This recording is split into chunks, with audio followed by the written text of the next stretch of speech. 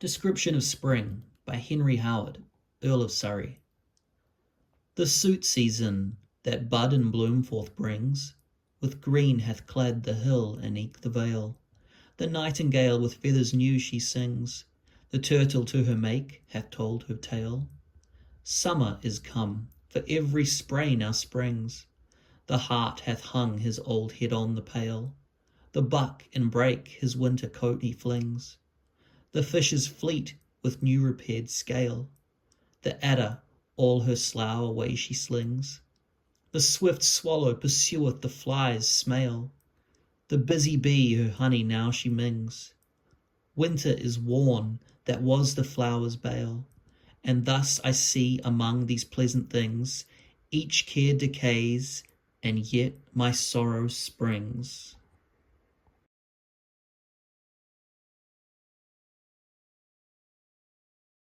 Love bade me welcome, but my soul drew back, guilty of dust and sin.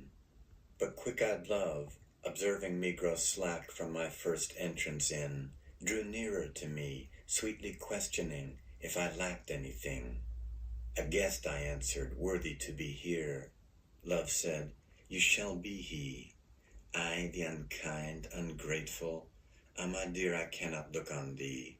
Love took my hand, and smiling did reply, who made the eyes but I? Truth, Lord, but I have marred them, let my shame go where it doth deserve. And know you not, says Love, who bore the blame? My dear, then I will serve. You must sit down, says Love, and taste my meat. So I did sit and eat.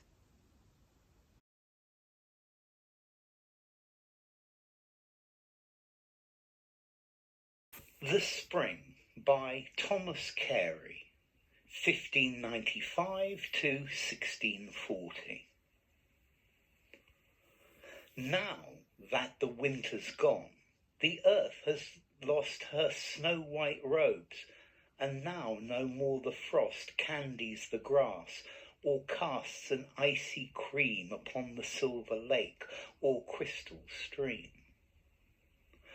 But the warm sun thaws the benumbed earth and makes it tender, gives a sacred birth to the dead swallow, wakes in hollow tree the drowsy cuckoo and the humble bee. Now do a choir of chirping minstrels bring in triumph to the world the youthful spring. The valleys, hills, and woods in rich array welcome the coming of the longed-for May. Now all things smile, only my love doth lower, nor hath the scalding noonday sun the power to melt that marble ice, which still doth hold her heart congealed, and makes her pity cold. The ox, which lately did for shelter fly into the stall, doth now securely lie in open fields. And love no more is made by the fireside, but in the cooler shade.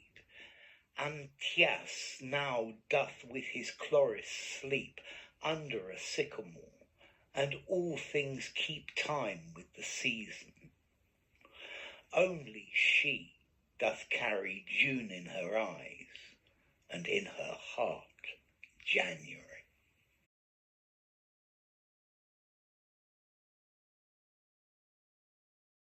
Winter Song by Elizabeth Tollet, 1694 to 1754.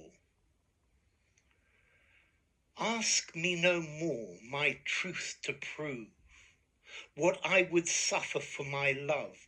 With thee I would in exile go to regions of eternal snow, o'er floods by solid ice confined, through forest bare with northern wind, while all around my eyes I cast, where all is wild and all is waste, Is there the timorous stag you chase, or roused to fight a fiercer race?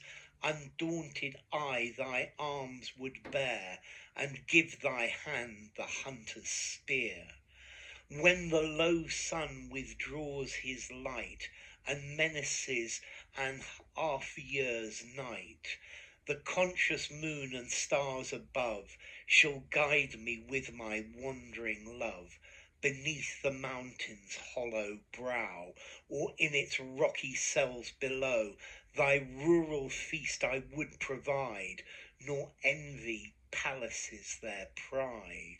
The softest moss should dress thy bed, with savage spoils about thee spread, while faithful love the watch should keep, to banish danger from thy sleep.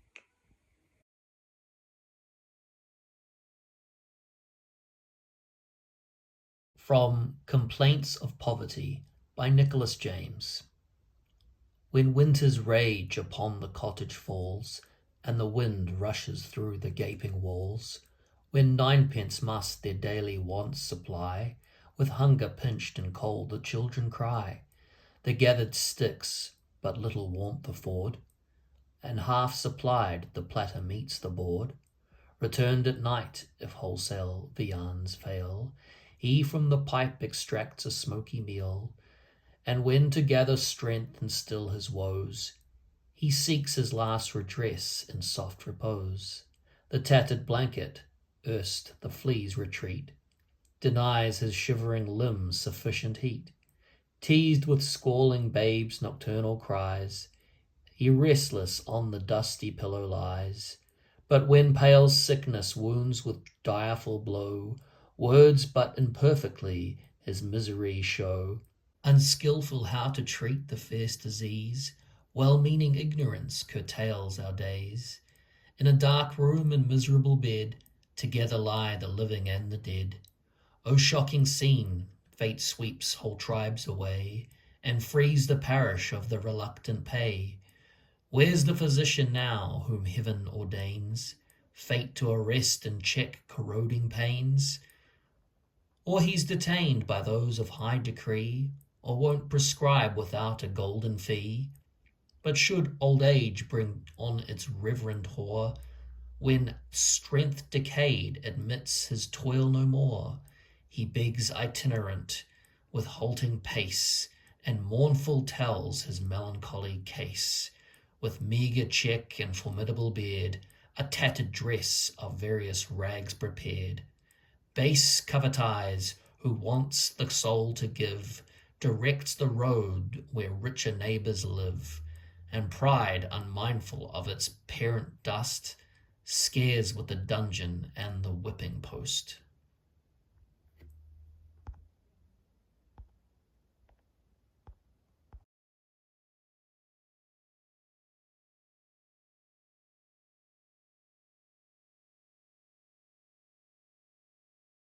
The Clod and the Pebble by William Blake. Love seeketh not itself to please, nor for itself hath any care, but for another gives its ease, and builds a heaven in hell's despair.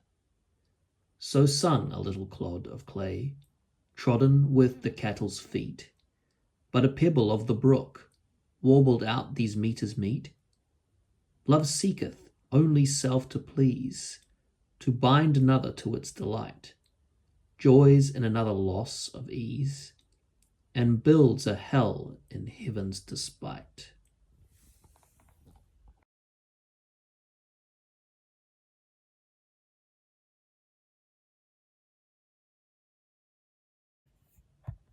She was a Phantom of Delight by William Wordsworth. She was a phantom of delight when first she gleamed upon my sight, a lovely apparition sent to be a moment's ornament. Her eyes are stars of twilight fair, like twilight's too her dusky hair, but all things else about her drawn from Maytime and the cheerful dawn, a dancing shape, an image gay, to haunt, to startle, and waylay. I saw her upon nearer view, a spirit yet a woman too, her household motions light and free, and steps of virgin liberty, a countenance in which did meet sweet records, promises as sweet, a creature not too bright or good for human nature's daily food, for transient sorrows, simple wiles, praise, blame, love, kisses, tears, and smiles. And now I see with eye serene the very pulse of the machine, a being breathing thoughtful breath, a traveller between life and death, the reason firm, the temperate will, endurance, foresight, strength, and skill, a perfect woman, nobly planned, to warn, to comfort and command, and yet a spirit still and bright, with something of angelic light.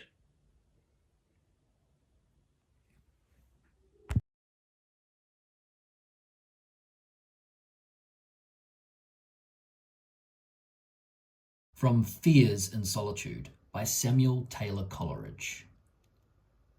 Thankless, too, for peace, peace long preserved by fleets and perilous seas. Secure from actual warfare, we have loved to swell the war whoop, passionate for war. Alas, for ages ignorant of all its ghastlier workings, famine or blue plague, battle or siege or flight through wintry snows.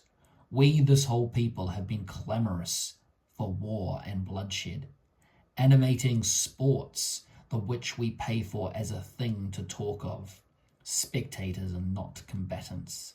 No guess anticipative of a wrong unfelt, no speculation on contingency, however dim and vague.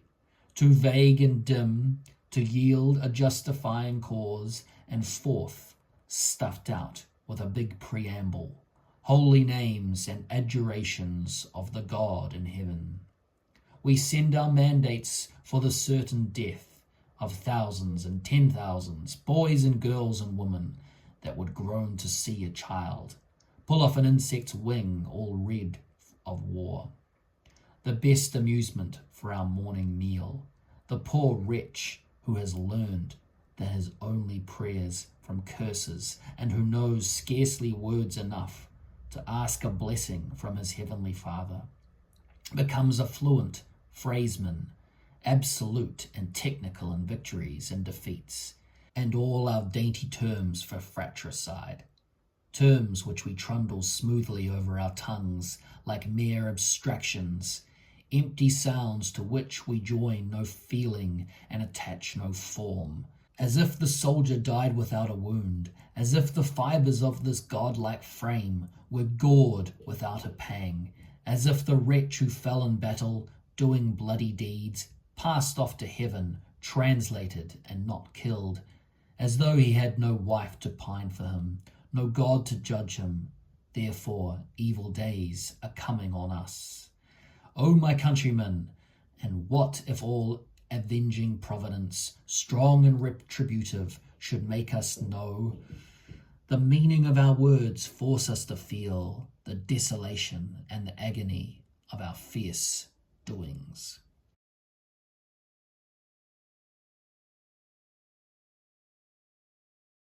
When the swift rolling brook, swollen deep, rushes on by the Elder's full speed, and the wild blowing winds lowly sweep, and over the quivering leaf and the weed and the willow tree writhes in each limb, over the sedge reeds that reel by the brim, the man that is staggering by holds his hat to his head by the brim, and the girl, as her hair locks out fly, puts a foot out to keep herself trim, and the quivering wavelings of overspread the small pool where the bird dips his head.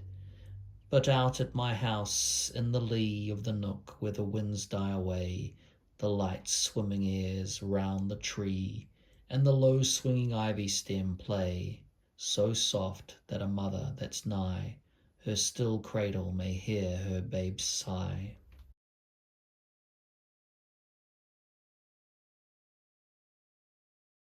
Growing Old by Matthew Arnold, 1822 to 1888. What is it to grow old? Is it to lose the glory of the form, the lustre of the eye? Is it for beauty to forego her wreath? Yes, but not this alone. Is it to feel our strength, not our bloom only, but our strength decay? Is it to feel each limb grow stiffer, every function less exact, each nerve more loosely strung? Yes, this and more, but not. Ah, 'tis not what in youth we dreamed 'twould be. 'Tis not to have our life mellowed and softened as with sunset glow a golden day's decline. 'Tis not to see the world as from a height with rapt prophetic eyes and heart profoundly stirred, and weep and feel the fullness of the past, the years that are no more. It is to spend long days and not once feel that we were ever young. It is to add, immured in the hot prison of the present, month to month, with weary pain. It is to suffer this and feel but half, and feebly, what we feel. Deep in our hidden heart festers the dull remembrance of a change, but no emotion, none.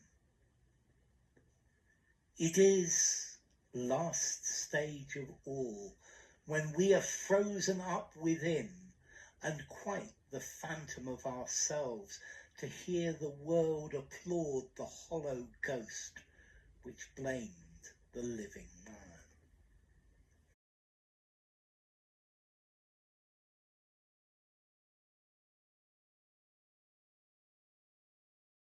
So here's The Darkling Thrush by Thomas Hardy.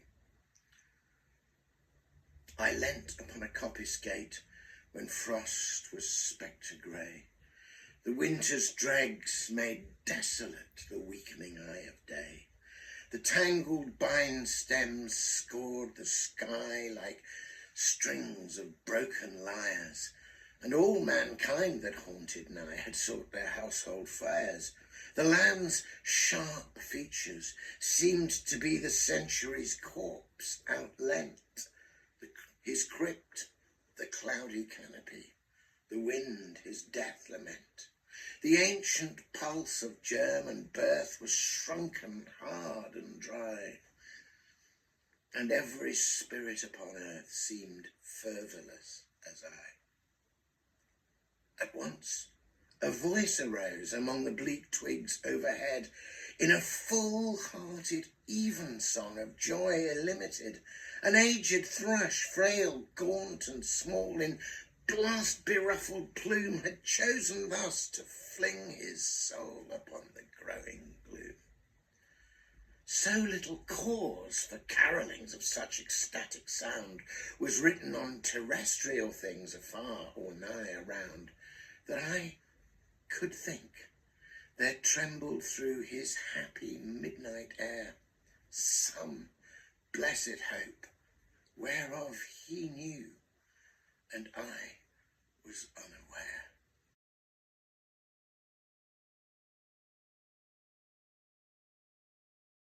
Renouncement by Alice Meynell.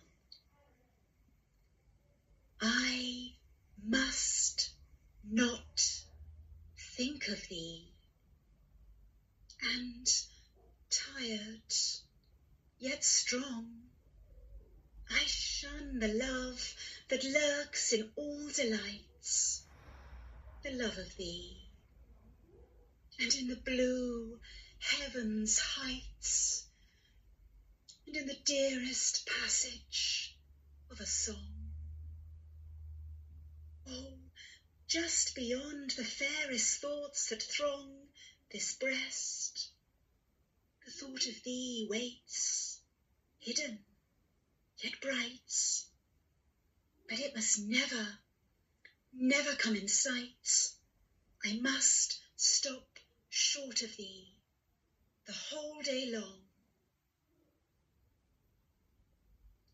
that when sleep comes to close each difficult day, when night gives pause to the long watch I keep, and all my bonds I needs must loose apart, must doff my will as raiment laid away, with the first dream that comes with the first sleep, I run, I run, I am gathered to thy hearts.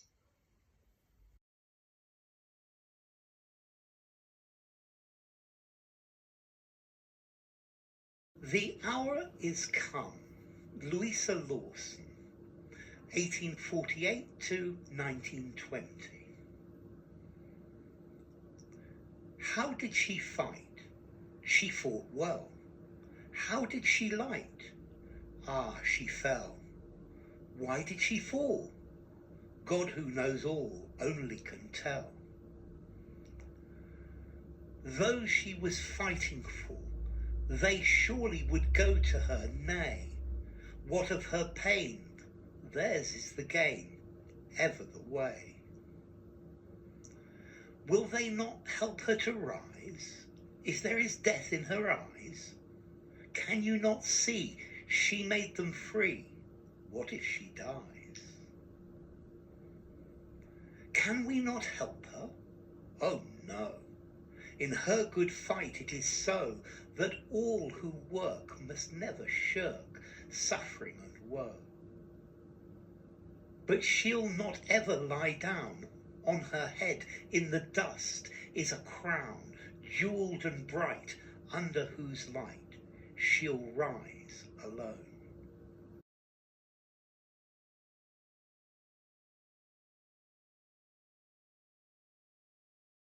The Sea and the Hills by Rudyard Kipling. Who hath desired the sea, the sight of salt water unbounded, the heave and the halt and the hurl and the crash of the comber wind-hounded, the sleek-barreled swell before storm, grey, foamless, enormous and growing, stark calm on the lap of the line, or the crazy-eyed hurricane blowing, his sea in no showing the same, his sea and the same neath each showing, his sea as she slackens or thrills.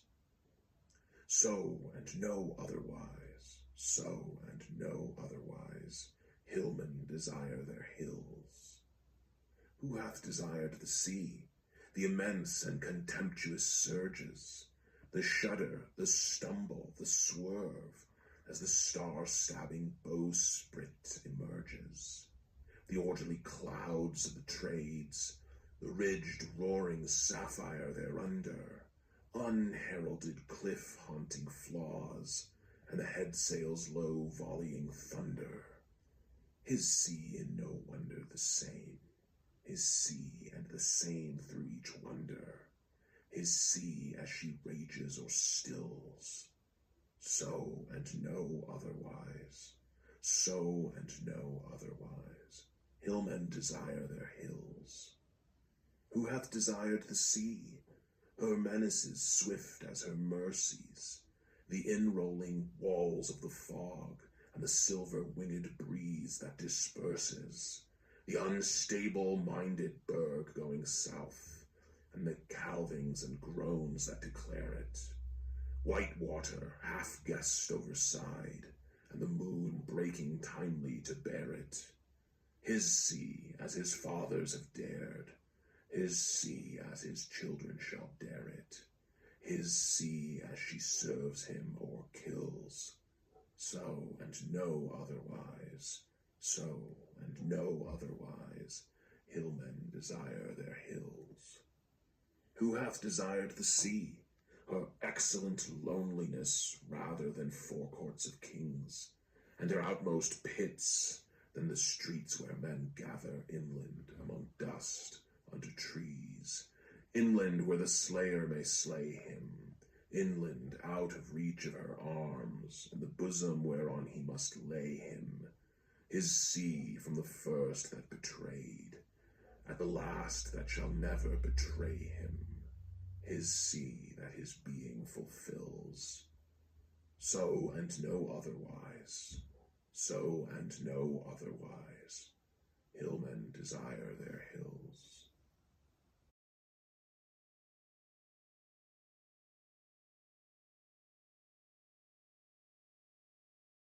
I hear an army charging upon the land, and the thunder of horses plunging, foam about their knees.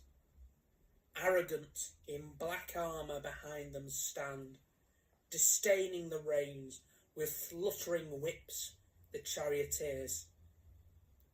They cry unto the night their battle name. I moan in sleep when I hear afar their whirling laughter. They cleave the gloom of dreams, a blinding flame, clanging upon the heart as upon an anvil. They come shaking in triumph, their long green hair. They come out of the sea and run shouting by the shore. My heart, have you no wisdom thus to despair? My love, my love, my love, why have you left me alone?